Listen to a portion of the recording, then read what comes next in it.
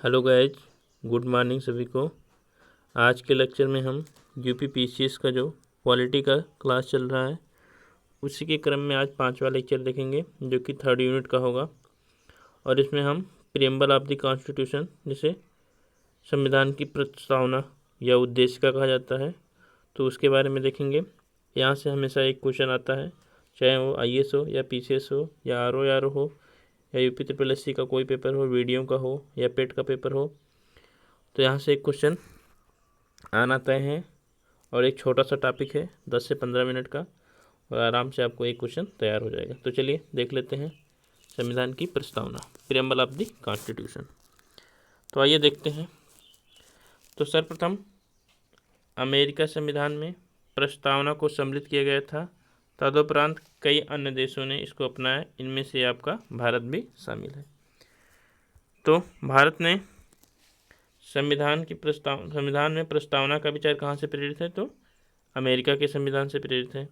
आपको ये पॉइंट ध्यान में रखना है कि प्रस्तावना का विचार कहाँ से प्रेरित है, कहाँ से लिया गया है, तो USA से। नेक्स्ट पॉइंट है, लेकिन प्रस्तावना की भाषा वो कहाँ से प्रेरित है, तो वो ऑस्ट्रेलिया से। इंपॉर्टेंट पॉइंट है, ध्यान में रखना। भाषा और विचार, ये दो पॉइंट आपको कन्फ्यूज कर सकते हैं, तो इसको ध्यान में रखना है। आगे क्या पॉइंट है कि NA पालकीवाला ने प्रस्तावना को संविधान का क्या कहा है, परिचय पत्र कहा है। तो ये आपका नेक्स्ट पॉइंट है। और नेक्स्ट पॉइंट और आगे क्या है, तो नेक्स्ट पॉइंट है कि संविधान में प्रस्तावना का विचार जो पेश किया था वो किसने किया था, पंडित जवाहरलाल नेहरू ने। और वो कब किया था, तो 13 दिसंबर 1946 को। इसको हमने संविधान का निर्माण जो लेक्चर कराया है उसमें विस्तार से बताया है, तो वहाँ से जाके आपको देख सकते हैं, वीडियो आपको प्लेलिस्ट में मिल जाएगा। नेक्स्ट पॉइंट है 42वें संविधान संशोधन 1976 द्वारा प्रस्तावना में 3 शब्द समाजवादी, धर्मनिरपेक्ष और अखंडता, तो ये आपको ध्यान में रखना है। 3 शब्द समाजवादी, धर्मनिरपेक्ष और अखंडता सबको जोड़ा गया था कब, 42वें संविधान संशोधन 1976 द्वारा। और अभी तक प्रस्तावना में जो संशोधन हुआ वो कितनी बार हुआ है, मात्र एक बार हुआ है, वो भी हो 42वें संविधान संशोधन 1976। तो आपसे पूछा जा सकता है कि क्या प्रस्तावना में संशोधन किया जा सकता है, तो हाँ किया जा सकता है। कितनी बार किया गया है, तो अभी तक एक बार 1976 में। और कितने शब्द जोड़े गए, तो 3, समाजवादी, धर्मनिरपेक्ष और अखंडता। तो ये पॉइंट आपको ध्यान में रखना है, ये पॉइंट यहाँ पे ध्यान में रखना है, प्रस्तावना की भाषा और प्रस्तावना का विचार। तो इतने पॉइंट आपको ध्यान में रखना है, यहाँ से एक क्वेश्चन पूछे जा सकते हैं। अब आगे देख लेते हैं प्रस्तावना की विषय वस्तु क्या है, तो उसके बारे में देख लेते हैं। तो प्रस्तावना की विषय वस्तु में प्रस्तावना में क्या क्या वर्णित है जो कि आपके पूरे संविधान में दिखेगा, तो आपका यहीं पर पूरा निचोड़ है। तो चलिए देखते हैं। तो फर्स्ट क्या कह रहा है कि हम भारत के लोग, कौन, हम भारत के लोग, भारत को एक संपूर्ण प्रभुत्व संपन्न, समाजवादी, धर्मनिरपेक्ष, लोकतांत्रिक गणराज्य बनाने के लिए और इसके समस्त नागरिकों को सामाजिक, आर्थिक और राजनीतिक न्याय, तो कितने प्रकार के न्याय हैं आपके, 3 प्रकार के, ध्यान में रखना। 3 प्रकार के न्याय आपको दिखेंगे, सामाजिक, आर्थिक और राजनीतिक न्याय। इसके बाद विचार, अभिव्यक्ति, धर्म, उपासना व विश्वास व उपासना की स्वतंत्रता। तो आपको कितने प्रकार की स्वतंत्रता दिख रही हैं, तो टोटल है आपके पास 5 प्रकार की स्वतंत्रता। तो 5 प्रकार की स्वतंत्रता है, 3 प्रकार के न्याय हैं। प्रतिष्ठा और अवसर की समता प्राप्त करने के लिए तथा व्यक्ति की गरिमा और राष्ट्र की एकता तथा अखंडता सुनिश्चित करने वाला, बंधुत्व बढ़ाने के लिए दृढ़ संकल्पित होकर अपने इस संविधान सभा में आज दिनांक कब, 26 नवंबर 1949 को, क्योंकि आपका जो संविधान था वो बनकर तैयार हो गया था 26 नवंबर 1949 को एतत् द्वारा इस संविधान को अंगीकृत, अधिनियमित और आत्मर्पित करते हैं। ठीक, तो ये था आपकी प्रस्तावना। आपको प्रस्तावना तो कम से कम याद होना चाहिए, क्योंकि हर एक बुक में आपको एनसीईआरटी हो तो फर्स्ट पेज पर ही आपको प्रस्तावना दिखेगा, तो इतना तो याद ही होना चाहिए। अब देख लेते हैं जो आपके सारे शब्द हैं प्रस्तावना से रिलेटेड, एक एक करके देखते हैं। तो प्रस्तावना में प्रमुख शब्द हैं, उनमें से पहला शब्द है आपका क्या, संप्रभुता। तो संप्रभुता का आशय क्या होता है, तो उसके बारे में देखते हैं। तो संप्रभुता का शाब्दिक अर्थ क्या है कि भारत ना तो किसी अन्य देश पर निर्भर है और ना ही किसी अन्य देश का डोमिनियन है। यानी कि भारत क्या है, अपने आप में स्वतंत्र है, अपने निर्णय स्वयं ले सकता है, किसी भाग को वो किसी देश को दे सकता है और किसी भाग को ले सकता है। तो इसके ऊपर कोई शक्ति नहीं है और यह अपने मामलों आंतरिक अथवा बाहरी का निस्तारण करने के लिए स्वतंत्र है। मतलब अपने मामले वो चाहे बाहरी मामले हों या किसी अपने ही राज्य में किसी अपने देश के आंतरिक मामले में, तो वो आपका निर्णय लेने में क्या है, स्वतंत्र है। आगे देख लेते हैं नेक्स्ट पॉइंट क्या है। एक संप्रभु राज्य होने के नाते भारत किसी भी विदेशी सीमा अधिग्रहण अथवा किसी अन्य देश के पक्ष में अपनी सीमा के किसी हिस्से में दावा छोड़ सकता है। जैसे आपका 2015 में बांग्लादेश का हिस्सा इधर उधर किया गया था, कुछ हिस्सा भारत में गया था, कुछ हिस्सा बांग्लादेश का भारत में आया था और भारत का बांग्लादेश में गया था। ठीक, आगे देख लेते हैं दूसरा पॉइंट क्या है, समाजवादी। तो समाजवादी का अर्थ क्या है, भारतीय समाजवाद क्या है कि आपका लोकतांत्रिक समाजवाद है। मतलब जो शक्तियाँ हो किस में है, जनता में नहीं थे और जनता ही अपने प्रतिनिधि का क्या करती है, चुनाव करती है। तो भारतीय समाज क्या है, लोकतांत्रिक समाज है, ना कि साम्यवादी समाज है। लोकतांत्रिक समाजवाद का उद्देश्य क्या है, गरीबी, उपेक्षा, बीमारी व अवसर की असमानताओं को दूर करना। मतलब सभी के बीच समानता होनी चाहिए, ये नहीं कि कोई बहुत गरीब है और कोई बहुत अमीर है। हालांकि आपको इतना अंतर तो दिखेगा, बहुत लोग बहुत गरीब हैं इंडिया में, बहुत लोग बहुत अमीर हैं। तो लेकिन जो सॉरी जो हमारी उद्देशिका है उसका मेन मोटो जो है वो यही है कि गरीबी, उपेक्षा, बीमारी व अवसर की असमानताओं को क्या करना, समाप्त करना। और 42वें संविधान संशोधन 1976 द्वारा समाजवाद को क्या किया था, जोड़ा गया था। नेक्स्ट देख सकते हैं, तो आपका है थर्ड, धर्मनिरपेक्ष। तो धर्मनिरपेक्ष का आशय क्या है, तो भारत का संविधान क्या है आपका, धर्मनिरपेक्ष है, इसलिए यह किसी भी धर्म विशेष को भारत के धर्म के तौर पर मान्यता नहीं देता। तो भारत जो है वो सभी धर्मों को क्या मानता है, समान मानता है, किसी धर्म विशेष की वरीयता नहीं देता है, सभी धर्म भारत में समान है। तो 42वें संविधान संशोधन 1970 द्वारा धर्मनिरपेक्ष को भी जोड़ा गया था और हमारे देश में सभी धर्म समान है और उन्हें सरकार का समान समर्थन प्राप्त है। ये नहीं कि आपका कोई धर्म दूसरा है, आप कोई दूसरे धर्म से हैं तो आपको ज़्यादातर मान्यताएं मिली हैं, किसी दूसरे धर्म में मान्यता कम है, किसी दूसरे धर्म को ज़्यादा बेनिफिट मिल रहा है, तो ऐसा नहीं है। भारत में सभी धर्म क्या है, समान है। आगे देख लेते हैं चौथा पॉइंट क्या है, तो है लोकतांत्रिक। तो चौथा पॉइंट क्या है, लोकतांत्रिक। तो लोकतंत्र का समान अर्थ क्या है कि सर्वोच्च शक्तियाँ किस में नहीं थे, जनता के हाथों में। और लोकतंत्र दो प्रकार के होते हैं, एक प्रत्यक्ष होता है, एक अप्रत्यक्ष होता है।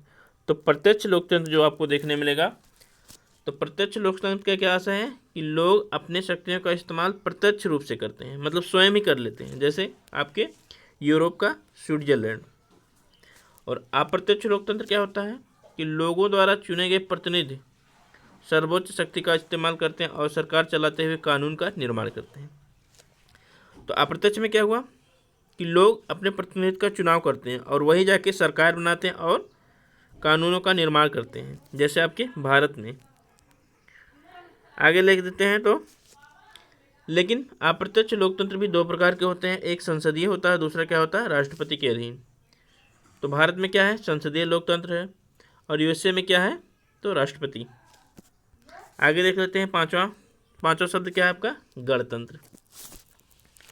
तो गणतंत्र में राज्य प्रमुख हमेशा प्रत्यक्ष अथवा अप्रत्यक्ष रूप से एक निश्चित समय के लिए चुना जाता है, जैसे अमेरिका है, भारत है। तो यहाँ ये क्या है, एक गणतंत्र है। तो भारत में गणतंत्र का आशय भारत का प्रमुख अथवा राष्ट्रपति जिसे कहा जाता है चुनाव के जरिए सत्ता में आता है और उसका कार्यकाल कितना होता है, 5 वर्ष के लिए अप्रत्यक्ष रूप से चुना जाता है। तो गणतंत्र का मतलब होता है जो आपका राजा होगा, जैसे ब्रिटेन में क्या राजा क्या है, वंशानुगत है, तो वहाँ पे वंश के अनुसार बेटे का बेटा बेटे का, तो हमारे यहाँ क्या है, निर्वाचन होता है, कोई वंशानुगत नहीं है। तो यह है गणतंत्र का अर्थ। न्याय क्वेश्चन, न्याय है पॉइंट 6। तो न्याय क्या है, प्रस्तावना में 3 प्रकार के न्याय को शामिल किया गया। कौन कौन से न्याय आपके, सामाजिक है, आर्थिक है, राजनीतिक है।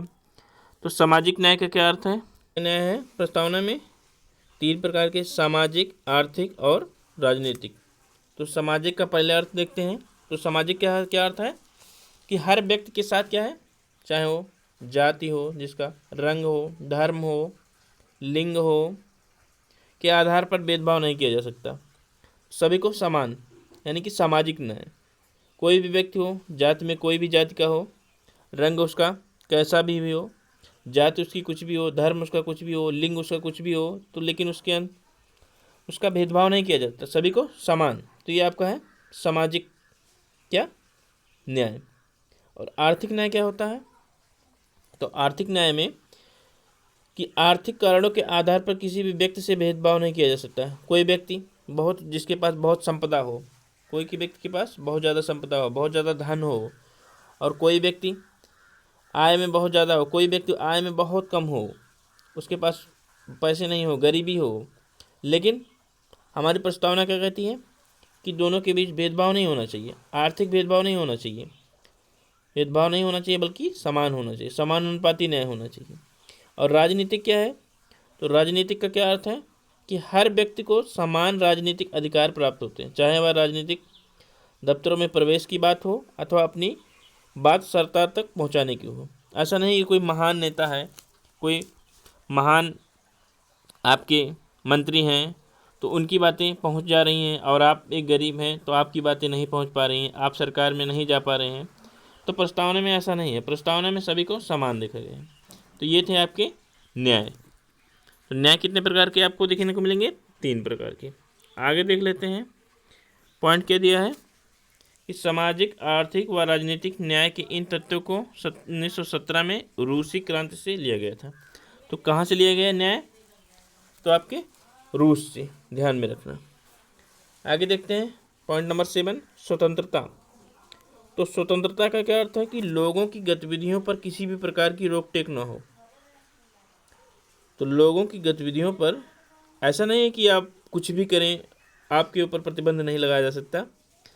इसका अर्थ ये होता है कि आपके विकास में, आपके विकास में कोई रोक टोक ना हो, आप अच्छे से पढ़ाई करें, आप अपने आप को विकसित करें, आप आगे जाएं। तो इसका अर्थ ये होता है कि लोगों की गतिविधियों पर किसी प्रकार की रोक टोक की अनुपस्थिति और साथ ही व्यक्ति के विकास के अवसर को प्रदान किया जाए।